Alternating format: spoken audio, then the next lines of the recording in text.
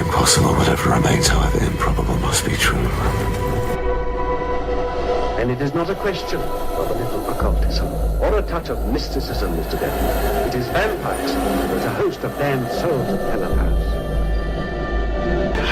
Thy father's spirit, doomed for a certain term to walk the night.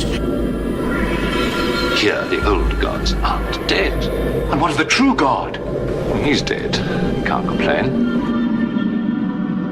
People assume that time is a strict progression of cause to effect, but actually, from a non-linear, non-subjective viewpoint, it's more like a big ball of wibbly-wobbly, timey-wimey stuff. You're listening to Paranormal UK Radio. Hi everybody, this is Irene and Mark from the Paranormal UK Radio Show, the flagship show of the Paranormal UK Radio Network. And I'm here once again, with tonight, Emperor Marcus and Farkalakas. What the hell was that? Bleep. Okay. Well, you know what? The first part of it kind of sounded like my name, so I think we'll run with it. What? Marcus Farkalakas. Well, there's the Mark part of it, and then the rest of it, whatever that gibberish was. Oh, God. Mark Johnson, everybody. Thank you. Alias Markle Farkle. As my aunts used to call me growing up. Or in a previous life, the Emperor. The Emperor, that's right. Don't you forget it. Mm-hmm. You know. Yeah. Not an also emperor. in a previous life, the scullery maid. Yep. Mm-hmm. Also, what's her name? Your sister. Yeah, my sister in a previous life. Yep. You were the older sister, like you are now. No, and what? You were the oldest. No, you were. You were more wrinkly than I was. That was the older picture, so that we found. God, give it up. You were a wrinkly old person. You know, people who haven't listened to our older shows have no idea what in the hell we're talking about. Our guest tonight has no idea what the hell we're talking about. No, he's very confused. Yeah, well. Totally confused. So are we. We better stop confusing people now, Michael Fuckle. Okay? All right. Well, you know, I just will say it is good to be back. Oh, it is. It definitely is. Miss taking the piss out of you.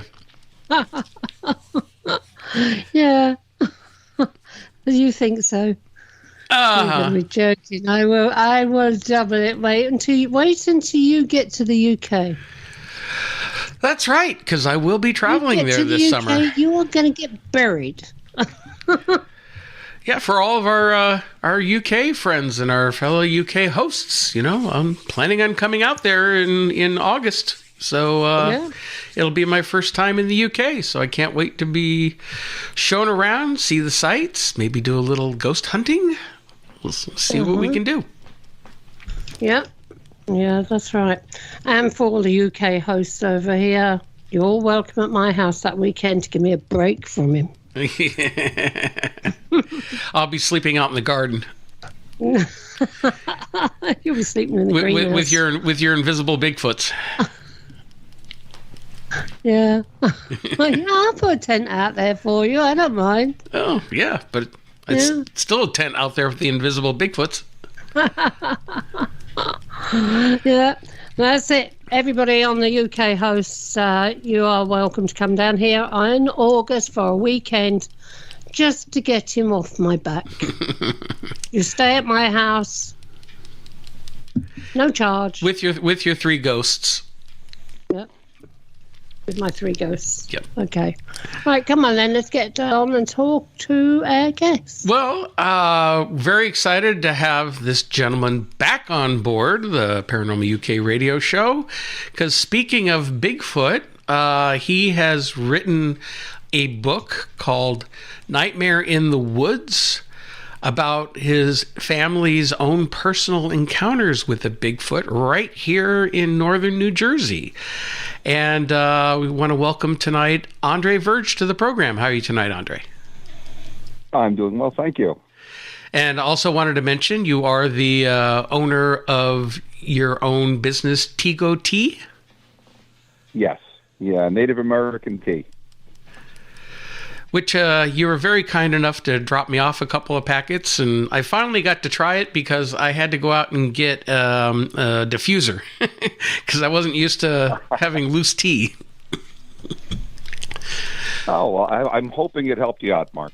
Well, I'm feeling a lot better today, so that's good because I've been sick solid for a week now. There you go. You see, it's worked. There we go. It's made you feel better. So, that's Andre, what we like to hear. So, Andre, you published your book a couple years ago. It actually was a pretty good hit of a book, very popular. A lot of people really liked it. And before we go on to what's happening more recently, maybe we can just do a quick recap on what happened, what that particular book was about. Sure. It actually was about my encounter when I was only 8 years old, and we had a cryptid hang around our house. And it was our first experience ever having anything like that, and we kind of documented everything that happened right to the police and local authorities getting involved. Now, if I remember correctly, wasn't there something hinky involving the authorities becoming involved, that something wasn't on the up and up? Yeah, we started seeing footprints, and eventually we were seeing like the shadows of these large creatures around our house, having smells and everything. So we reported it to the local police. Local police came out. They did an investigation of our property, and we were informed that we had to stay in the house while they were doing everything. But also some other vehicles showed up, and they took parts of our fencing down, cut down shrubs, did plaster casts, a ton of photographs. And when it was all said and done, they approached us and informed us that they would have the results of their investigation in a few days, and they just give them a call, and they'd let us know what happened. So we waited longer than that. My father notified the authorities, and they had no idea what we were talking about and had no record of ever being at our property. Isn't that just typical? Yeah, it's kind of goes without saying. We were a little frustrated, as you can well imagine. And then we kind of got more credence to our story when we started seeing other encounters happening in the news. So then it kind of gave us a sigh of relief knowing that we weren't going totally crazy. So the other people that were having this happen, Andre, were they getting visits from the same people that took bits of your fence and everything? Well, it was kind of different because they actually had an encounter. It was a farm not too far from us where they had various rabbits that had been attacked, and their heads had literally been pulled off. Yeah, but foxes do that as well, don't they? Yeah, the only thing different was the farmer that called in the report said that he saw what looked like a large bear standing on 2 feet with both arms in the rabbit hutch. And then when he drew attention to it and started yelling, this thing turned and looked at him and ran off on 2 legs. Well, and that's when he got a little nervous. Now, that was here in Sussex County, wasn't it? The rabbit incident was in Sussex County. Where this happened to us was actually in Morris County. In Morris County, okay. So it's still fairly close to where I live in Sussex County. Very close, yes. And that's the one thing when you talk about a creature like cryptid like Bigfoot, you don't necessarily think of it being in the Northeast.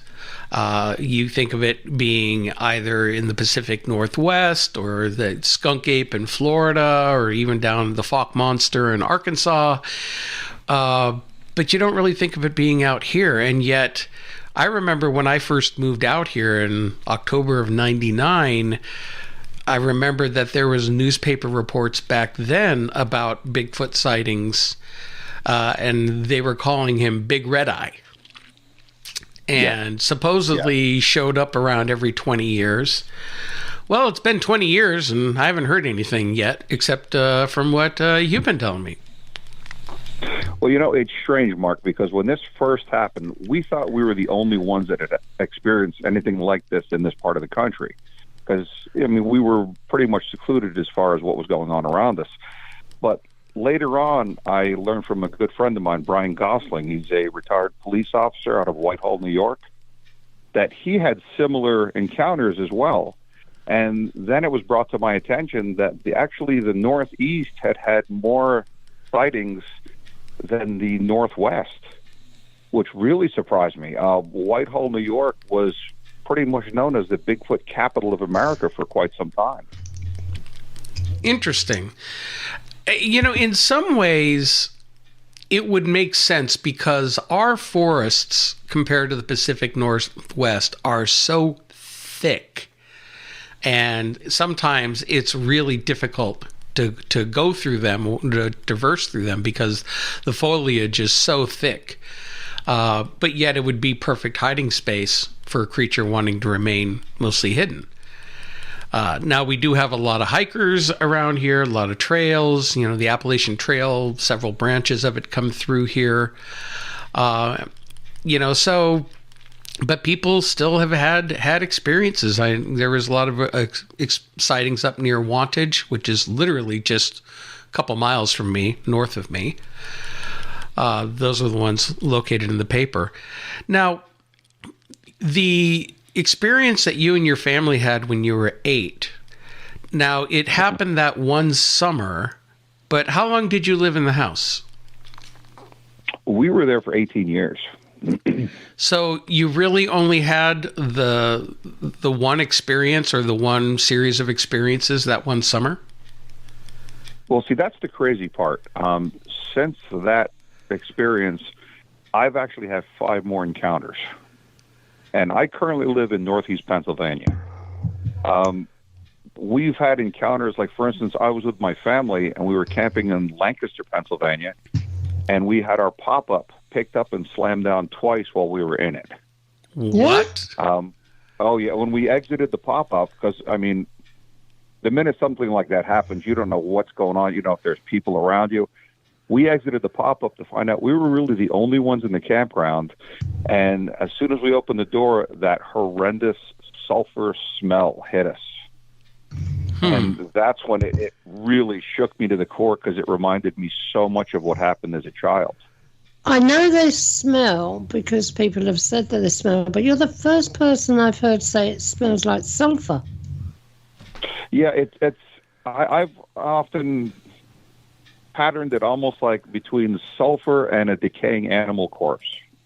Yeah. It has an extreme pungent smell, and it literally gets right in your nostrils and like burns your nostrils with the crime.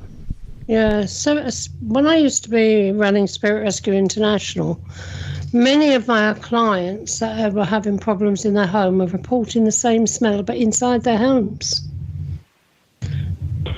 We were getting them checking the sewers, the drains, everything else before we actually decided what it was. But yeah, it was the same smell. It was a cross between a dead animal and sulfur or rotten eggs. Yeah, and almost every encounter I've had that same reoccurring smell hit me. Yeah. Now, I've heard of smells like, wet dog or skunk. Well, my husband loves a wet dog. He really does love the smell of a wet dog. Carry on. This was much more potent than that. It really it's a smell that's so unique. It's all its own. And like I said, I've had it on just about every single encounter, even near my home in Pennsylvania, because we had an incident happen here 3 years ago. I live on a lake, and all of a sudden, all the wildlife just stopped in the middle of the night. There was nothing, no sounds, nothing, and we were down by the lake at a campfire. and all of a sudden that pungent smell started, and we were hearing and watching movement across the cove from our home, and we could see there was something large coming through the bushes. So I have to admit, it's something I really don't want to come face to face with ever again. So we kind of hightailed it out of the area and went back up to the house. And even then, it was all around our house that entire night. Our dogs were crazy. They were whining, but yet growling at all the doors and all the walls around the house. Mm. And does the rest of your family recognize it by that same smell? Yeah, actually, the rest of my family had their own encounter. We were coming back from dinner one night, and we were crossing along the Delaware River, and there were large cornfields. And we had a friend in the car with us, so there were 5 of us with my family and the friend. And my wife started shouting to stop the car, there's something in the field. And we pulled over and watched this very large, hairy creature running on 2 legs back and forth across the field for about 15 minutes. Yeah? So, yeah, and even after that, I mean, my children don't want to see this again. My wife is terrified of this. Mm-hmm. It's something I really don't want to come across again, and it really affected my youth. But now I'm starting to get over it, you might say, after all these years. See, the researcher part in me, not that I really want to come like face to face with one standing right in front of me because I'd probably dirty my drawers, but yet yeah, you would. But I'd still would like to, I still want to investigate these types of things because especially with, I know I have friends who are Bigfoot hunters. They've been searching all their lives. My good friend Tim Stover, who now it's going on almost, I think, 30 years ago, he had his first sighting when he was deer hunting up in a tree stand. And he happened to look over, and there was one standing about 40 feet away from him, and it didn't see him up in the tree stand. And it stood there for a few minutes. Then it turned and walked away, and he said when it turned, that's when he got scared because he could tell it wasn't a guy in a suit. He could see the muscles moving underneath the hair.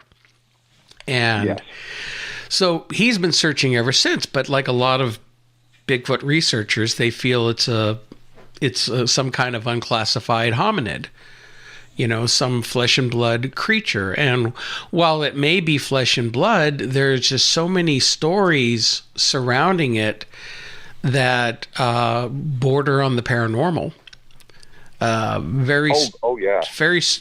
Very much high strangeness involved with these creatures, and that's what fascinates me. I think more than anything is they seem to have an almost interdimensional quality or an ability to mask themselves or cloak themselves.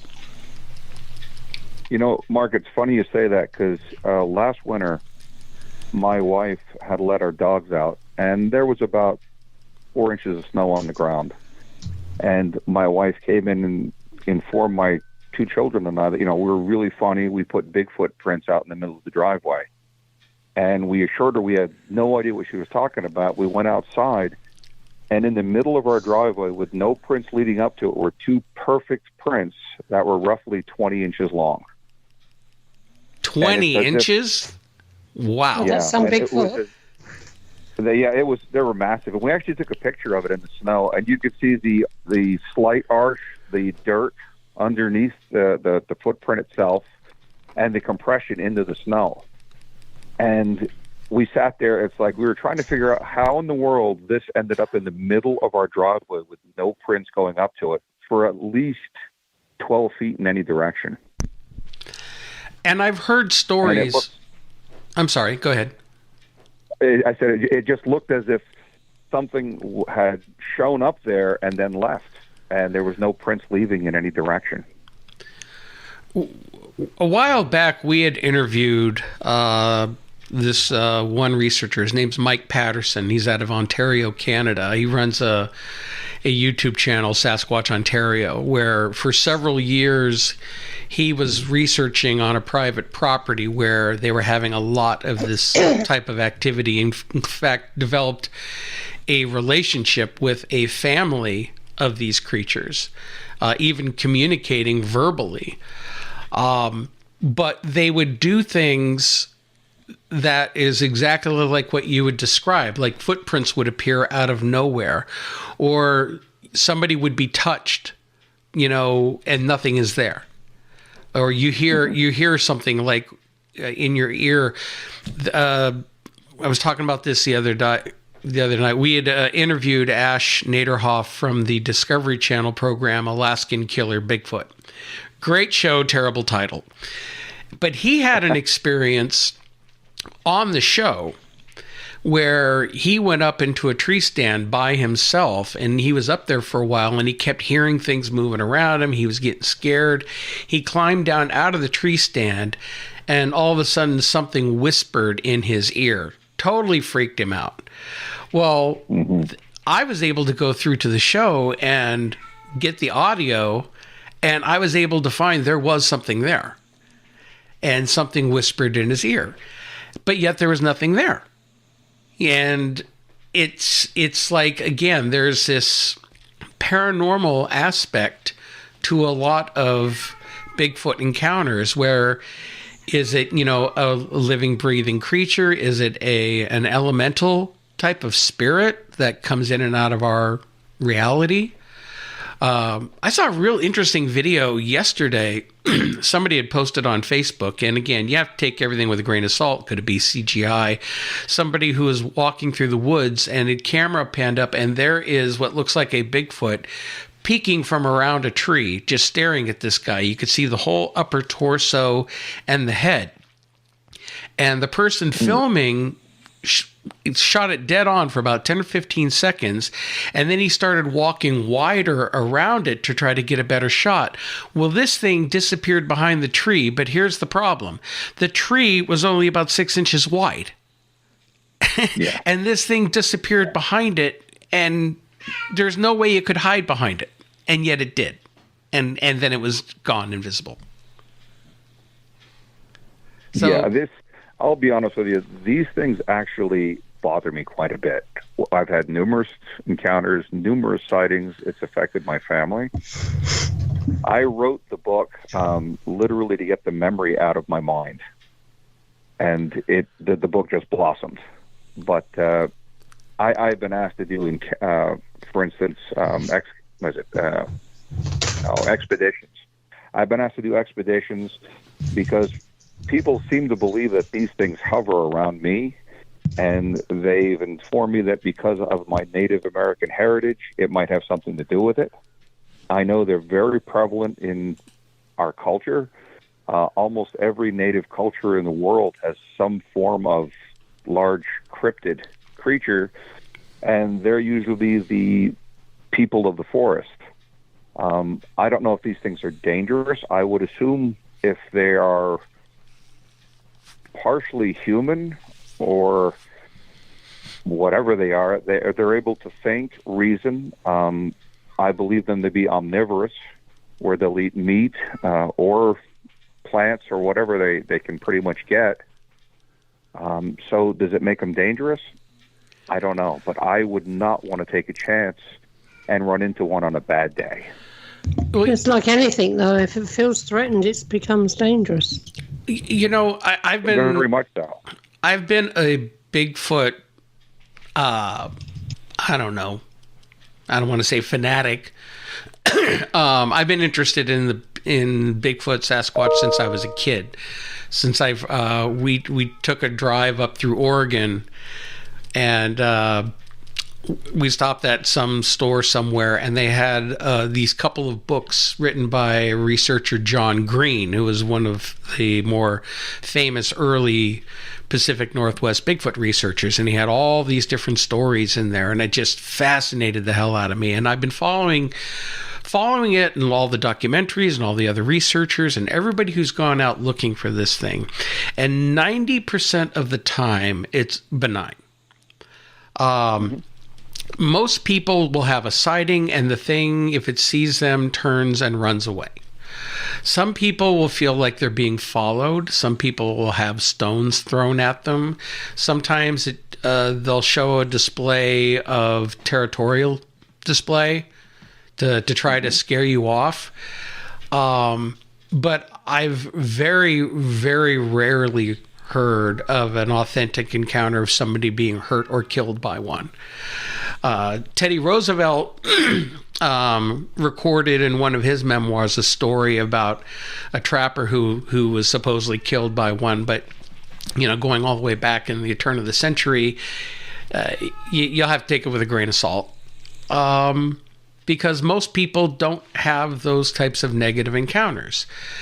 Now, that show I mentioned up in Alaska, those guys were dealing with something that was very negative.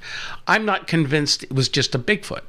I think they were dealing with something else attached to the land that was very, very possessive and was using some dangerous tactics towards them to try to scare them off.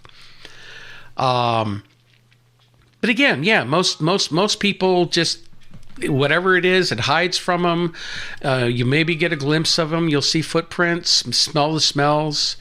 But there have been very few lethal or dangerous encounters that I've ever heard of. But I will play devil's advocate with you. Okay. There's the infamous Colorado incident back in the 60s where the small child was abducted and never seen again. I'm not familiar with that one. I am familiar with the 1924 Albert Ostman experience. Are you familiar with that story? Yes, I am. Okay, for our listeners who don't know it, the highlight Cliff Notes version are he was a trapper who was out in the middle of the woods, and something kept messing with his traps or coming into his camp at night. And then one night while he was sleeping in his sleeping bag, something came and picked him up in the sleeping bag, carried him off for about 3 hours, dumped him out, and then he found himself in like a little canyon valley with a family of Bigfoots, an older male and female, and then a younger male and female. And he wound up staying with them a week. Now, they never hurt him, but they also wouldn't let him go either. And it wasn't until he finally he used snuff that the older male Bigfoot got a hold of and dumped the whole thing down his throat and made him sick, and he used that as his advantage to get the hell out of there. So did they feed him, Mark? I'm sorry? Did they feed him while they were there? He had some of his own food there, because he had his backpack and everything. He had it in his sleeping bag with him. So, but he made a fire, and they, were fascinated by the fire. I mean, again, it's an old story. You don't know if it's true or not.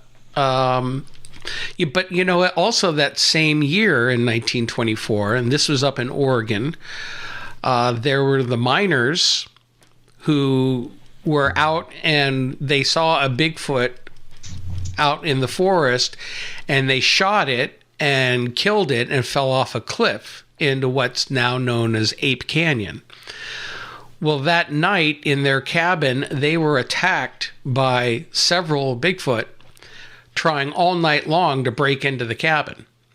They were banging on the doors. They were throwing rocks down on the roof. The guys were shooting through the door and shooting through the roof and whatnot. And it was a overnight siege till the next morning when it got quiet and they came out of the cabin and there's big rocks everywhere and whatnot, and they hightailed it out of there. So they were attacked, but it was also in retaliation for something that they had done. So, I know that there was an incident in Mine Hill, New Jersey also with miners back around the beginnings of the 1800s. Where the miners had come across a group of large, hairy men, they called them. And there was a standoff going back and forth till finally the miners abandoned the mines. Because it was getting too violent and too dangerous. They can be found in the mines then? Well, they were actually in the area where the mining was taking place. Oh, I see. And they were not supposed to be there, apparently, as far as the miners go. But now, when you mentioned about the rock throwing, I actually had that happen to me as a child. I was in our garden in our backyard with my mother, and rocks were being thrown not at us, but around us, until one large rock landed between my mother and I. And from where the rock was to the edge of the woods had to have been about 40 feet. Yeah? And, I mean, the pinpoint accuracy of that rock was amazing. And that's when I first smelled it. That was the very first encounter I had with the smells. When they threw the rock, do you think they meant to hit you or they threw it to miss? I think they were trying to miss, but they were letting us know that they're there. Yeah. And it was an intimidation factor. But then I also had the fear because my mother was there with me. And then all of a sudden the thought came to my mind about, are they after my mother as a female aspect? So we kind of hightailed it out of the garden that day. Yeah, I would have liked it as well. Yeah, it's been an interesting ride. Our last encounter was actually just a little over a year ago. Just that. Yeah. I'm gobsmacked. I'm gobsmacked. I didn't realise you've had a recent encounter. This happens all the time with us. Well, that's our last sighting of it. I mean, we've had other things happen since then. Yeah. But our last true sighting was a smaller Bigfoot that was running up the hill next to our car when we were driving down the road. And, but besides that, I've seen everything from nests. I've seen the marker trees where they're bent in certain directions all in a row.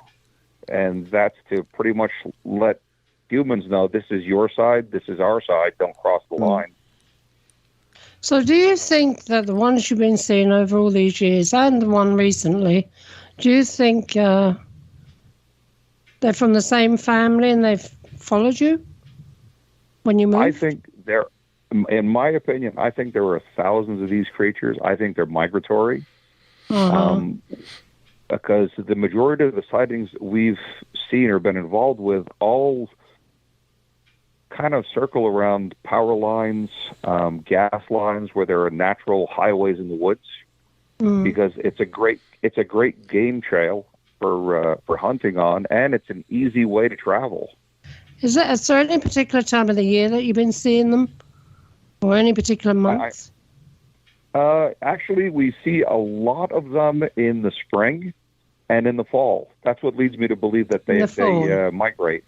Yeah, they migrate, I believe.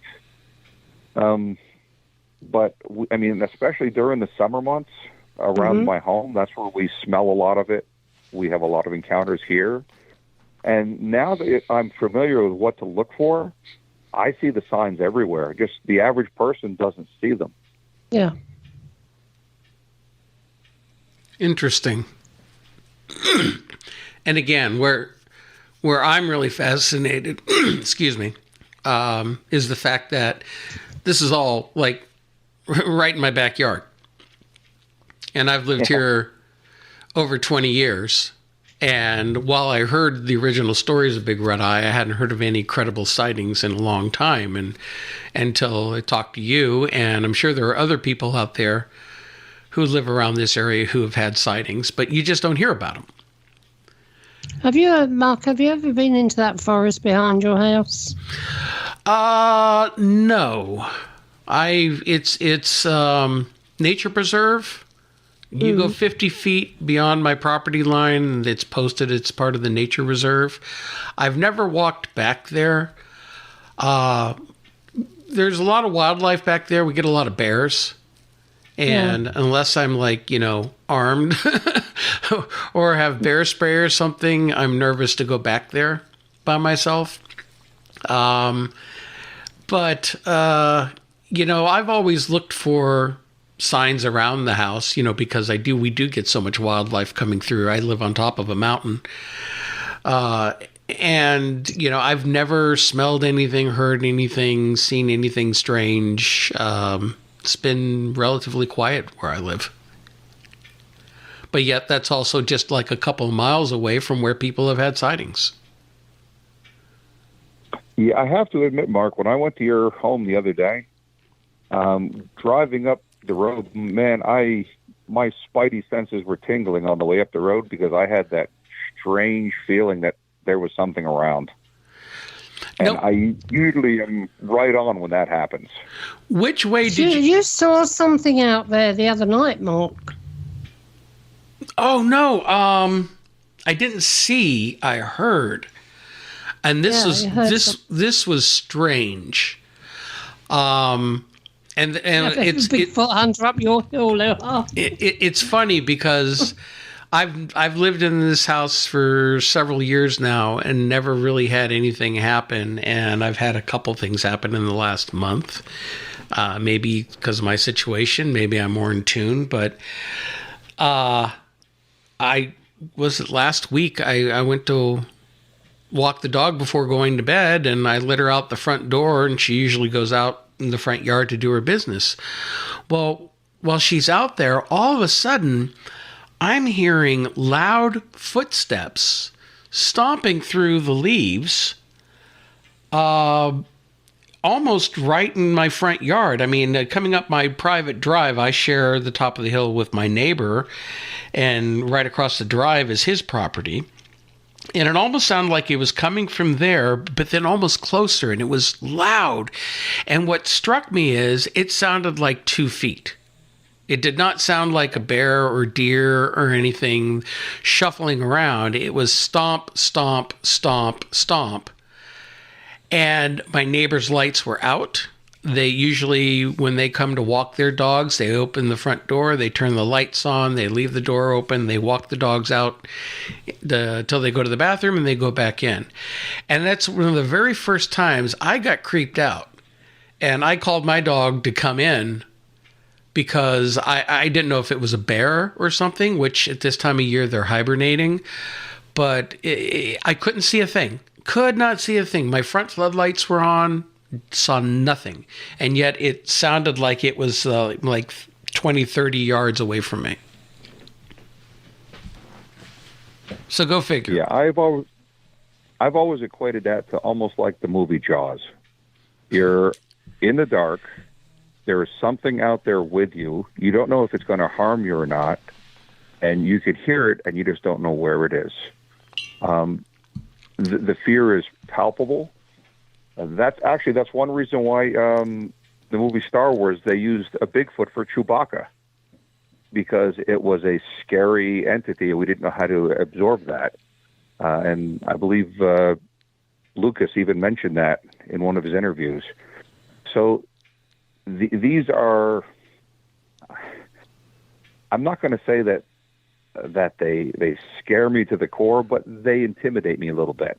Mm-hmm. It's taken me some real time to get past what happened when I was a kid, because at 8 years old, I walked into one 5 feet away. And that experience never left me.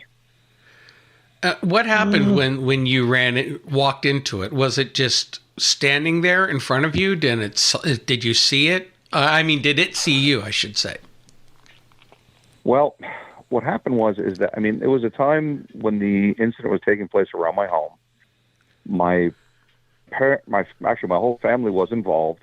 We used to go on these long walks at night, and sometimes, during the day and everything else. And we came across the nest one time, which scared me to begin with, because now our nightmare had actually become real. I understood that this was something that was really there now. But one night, we lived in a Cape Cod house, and it was a one-bathroom downstairs. I got up to use the bathroom, and it was a hot summer night. I turned the light on, and the minute I turned the light on, the window was open, and it was in the window staring down at me. And I didn't realize I was 5 feet. It was through a window, of course, and a wall, but the absolute power and the eyes themselves, I never forgot to look in the eyes. And it was staring right at me. And then it just acknowledged me and slowly stepped to the side, which made it even worse because now I didn't know where it went.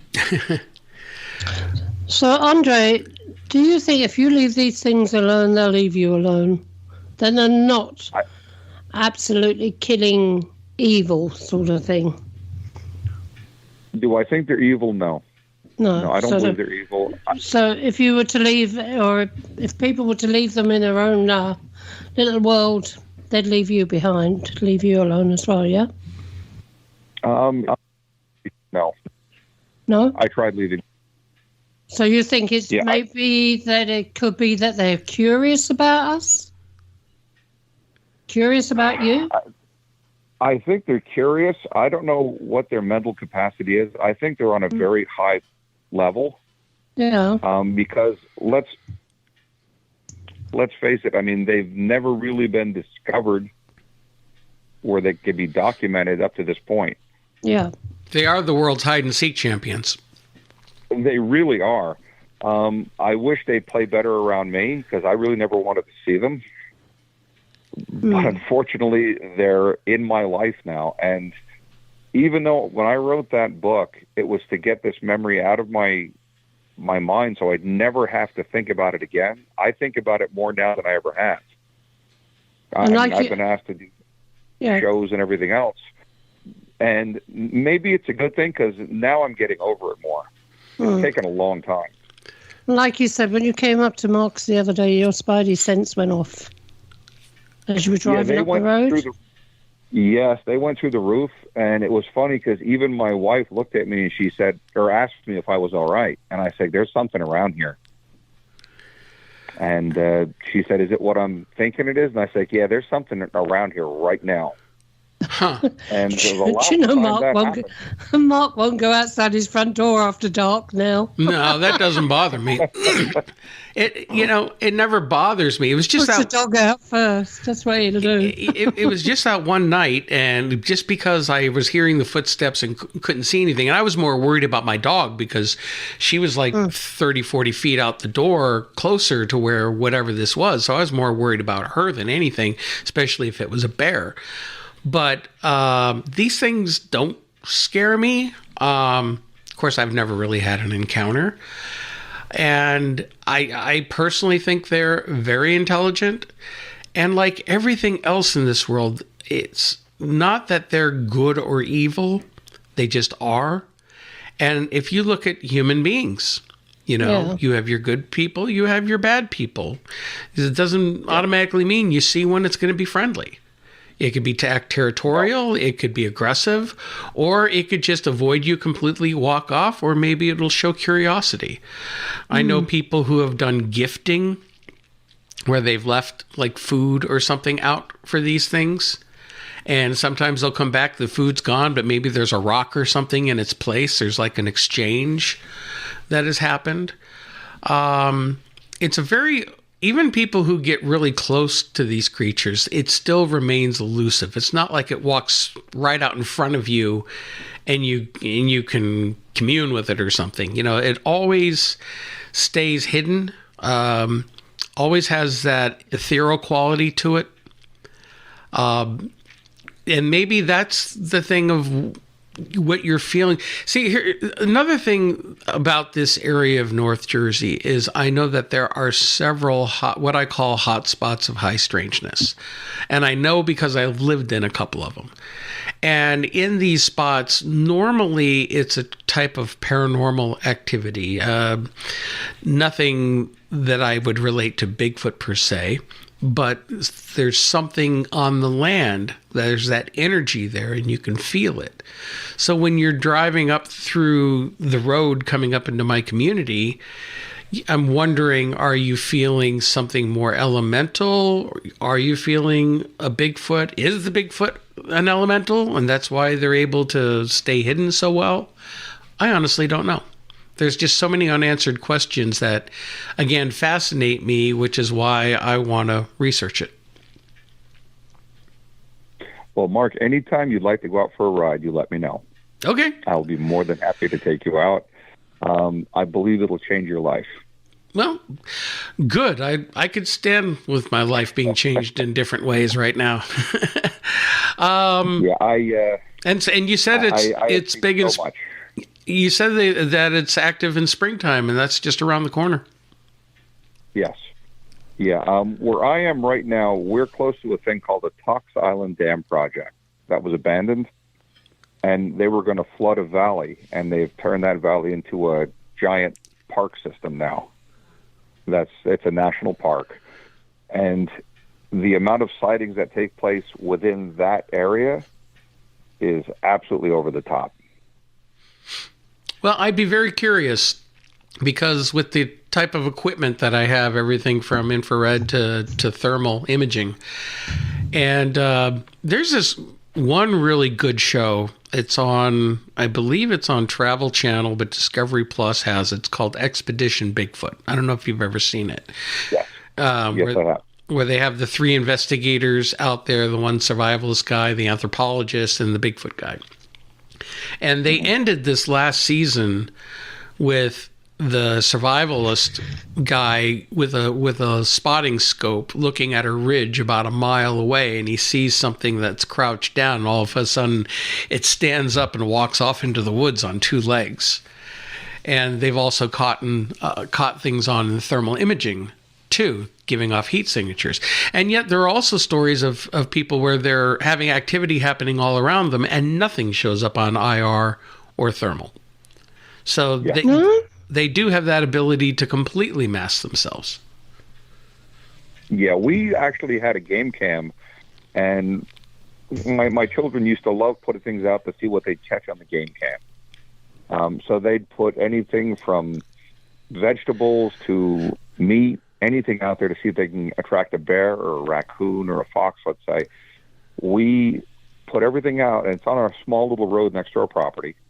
Put everything out on the private road, and all of a sudden, as soon as it was dark, the game cam started going nonstop. It was just one flash after another. So we were all watching it from the house, seeing all the trees light up. The next morning we went out there, everything was gone, and we took the SD card out of the game cam, and there was only one picture on it, and it looked like a piece of leather was going over the lens. And that was the only picture on the entire game cam. Even though the flash kept going off? Even though the flash kept going off, it looked almost like a gloved hand was covering the lens.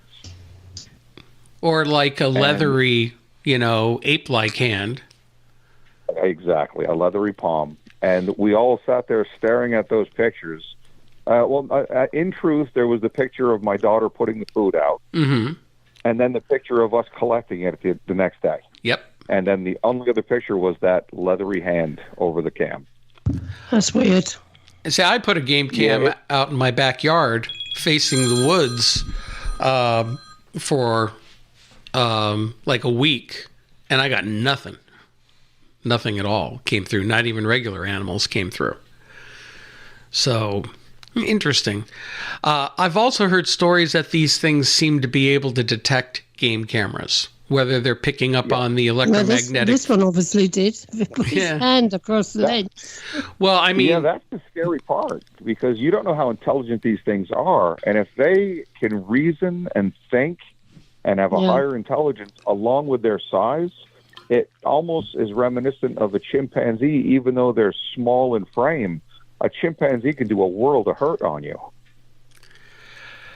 Yeah, I don't know. I've just look at a gorilla. Look at the strength of a gorilla. But here's the thing about with chimpanzees and gorillas. Okay, they're terrestrial animals. You can go and see them, study them in the wild, understand their habits, and you know what they're capable of. With these things, they are very well at keeping hidden or cloaking themselves, disguising themselves. They've done a lot of mischief. Occasionally, you may hear a story of somebody being hurt. But again, the majority of the stories are either a benign sighting, whether the thing doesn't even know it's being seen, or it sees you and walks off. Maybe it follows people. People hear, as they're walking through the woods, will hear footsteps paralleling them, and then when they stop, the footsteps stop. Yet that nothing ever happens to the person. They get out of there. They get out of the area. And whether all that is intimidation factor. The only other thing I know that that's associated around with Bigfoot activity is what's referred to as infrasound, which is some animals are able to produce, lions can do it, a vibrational guttural sound that is so low it's below human hearing, but yet can have a physical effect on the body and make people ill, throwing up, disoriented. And they've been able to finally measure that infrasound at times when it's happened. But some people will get sick for no reason. Or they'll feel like suddenly an intense fear. The fight or flight response kicks in. And part of that is that, intuitively they're picking something up, or are these creatures directing an infrasound at somebody in order to get them to leave? So it's like a non-lethal way of scaring something off. And that's what it seems like it does. It seems like they do everything they can to avoid direct contact. In almost all cases, it's even if, like in a situation with you saw it peeking through the window and it stared at you, it like almost acknowledged the fact that you saw it. And there's this part of me that I can't shake the fact that I think that was intentional. It wanted you to see it. Oh, no doubt in my mind. But what scared me, I think, is any creature you have in the wild, it sees you and it tends to want to get away from you. It doesn't like look down at you and acknowledge and make sure that you saw it. So it almost had a very formidable stance where it's like, I'm not afraid of you. You can see me all you want, and I'm not running away. And it just casually walked to the side. What I saw 2 years ago in the field, it was roughly between 7 and 7.5 feet tall. It was very thin, and it was doing this crazy dance across the field.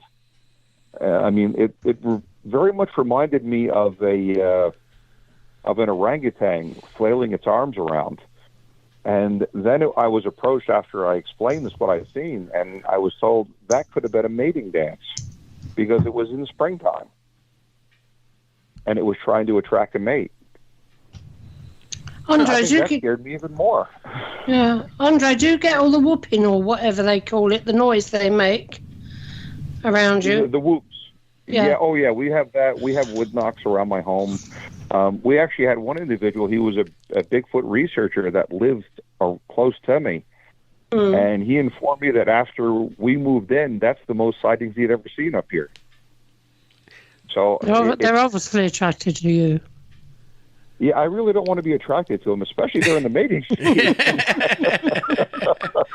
Well, you might get yourself a hairy girlfriend. Yeah, I just don't see that happening right now, Mark. Have you ever heard a loud sound obviously, I don't know whether it's during the mating season or when they're about to migrate. The sound's like a peacock calling, but louder, more shriller, more like a banshee. If you can.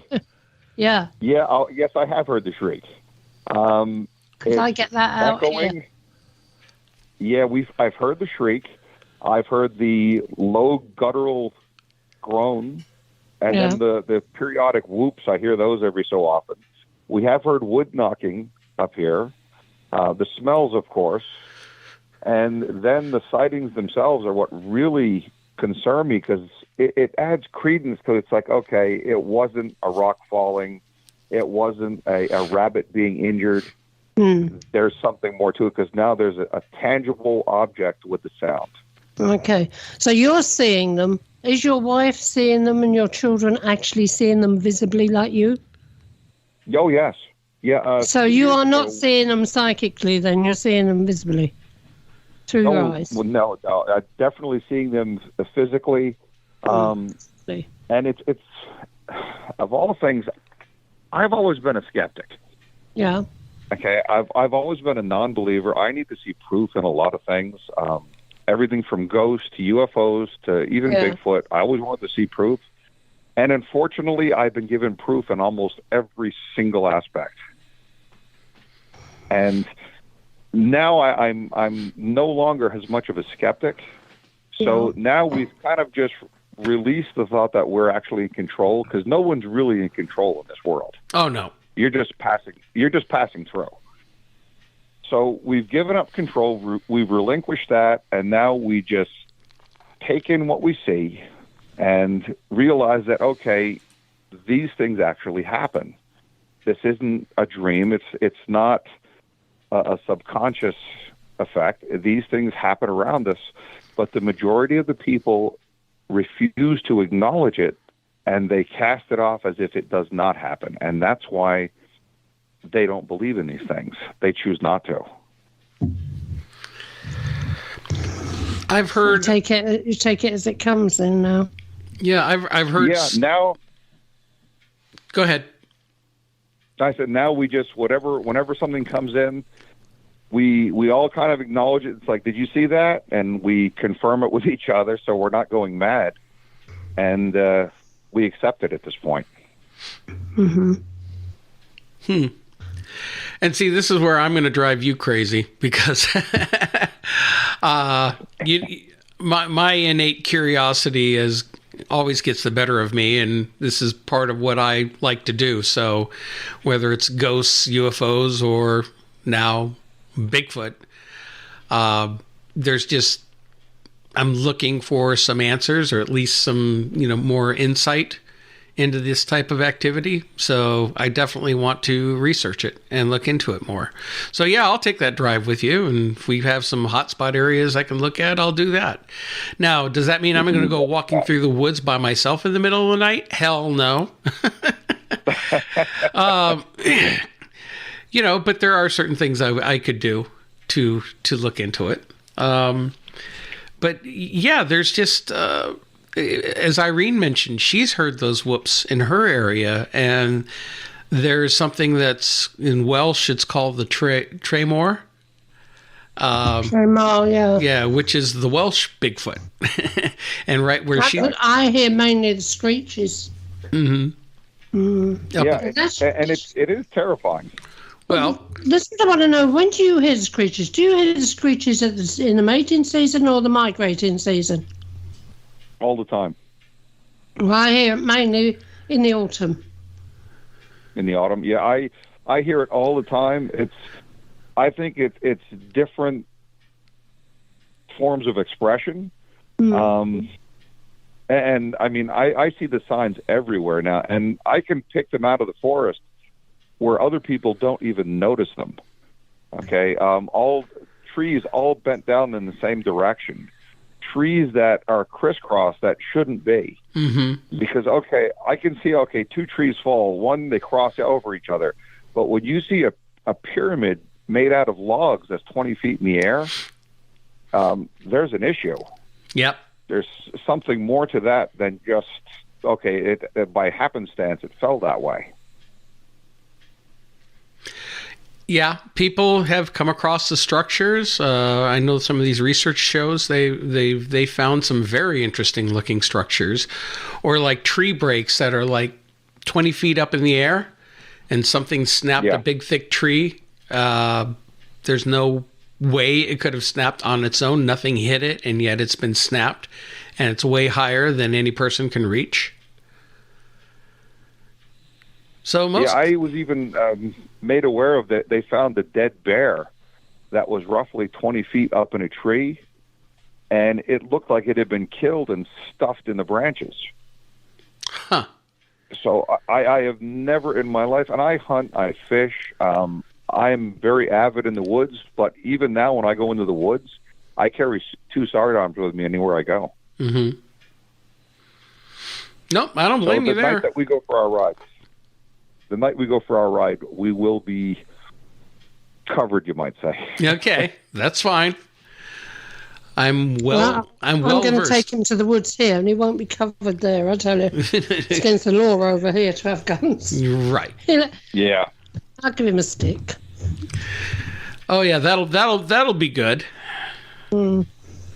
Piss off a Bigfoot and wave a stick at just it. wave your walking stick at him. There you go. Don't worry about that. He'll take it and wrap it around me like a pretzel. Oh, wow. So, Andre, your book, Nightmare in the Woods, where can people find that? Right now it's available on Amazon, but we're going to be having a site set up so you can purchase it directly. I have that book, and I have another one called The Little Englishman, which is the story of our tea company.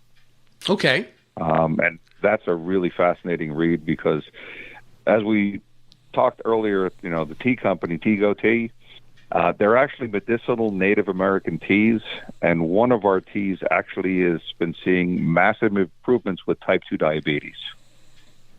So that's the story of our tea company. It's a great read. Nightmare in the Woods, everyone that reads that book, and again, I didn't write that book originally to put it out there. That was just to get rid of this memory. Everybody that reads that book says they finish it in one sitting. They can't put it down. And I've got it in the cupboard here. Yeah. Oh, do you really? Just the other side of this computer. It's in a cupboard. Actually, I have one of the original copies. I have sitting on a shelf here behind me. Yeah, this is what this is. This is when it was printed by us, Mark. Yeah, the first printing. Yeah. Oh, fantastic! Yeah, it was a cool story, and I'm glad everybody likes it. It's very compelling. It's very compelling. Well, Andre, we just want to thank you so much for coming on the show and giving us an update on your situation. Now you're not going to be able to get rid of me. That's great. I have no problem with that. Thank you very much for having me. Yeah, Andre, that is going to be great because that's going to give me a break. If you can't get rid of him, I've got rid of him. Who knows? A Bigfoot might get rid of me for you. Yeah. Well, anytime you'd like to go on a run, just let me know. I would suggest a little bit further in the spring, but I'll take you to a few places that, you'll definitely have some type of activity. Okay, I'm there. I'm right there.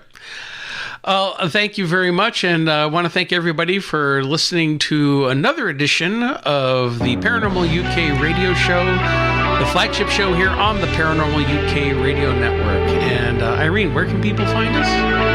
Everywhere, people, everywhere. Well, you all have a great night, and we will see you all next time. Have a good one. Be good humans. Okay, bye.